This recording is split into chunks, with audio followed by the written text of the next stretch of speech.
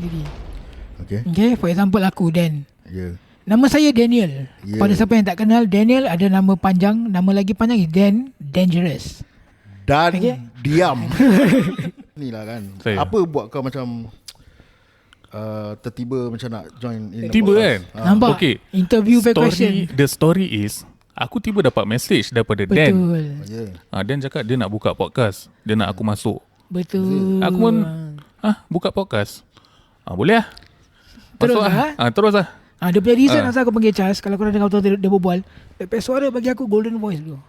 Kita cuba sedaya upaya nak bagi ini podcast fly lah kira. Fly to the moon lah. InsyaAllah. Dengan support Fly. korang lah. Kalau korang tengok nak support lah. Follow kita, subscribe kat kita So punya YouTube semua. betul guys, jangan lupa follow SSBD guys SSBD Cast kan. Cast. Ya, Follow SSBD. kita kat Spotify, Ya, Spotify. ssbd.cast, Instagram ssbd.cast, Spelling lah sikit.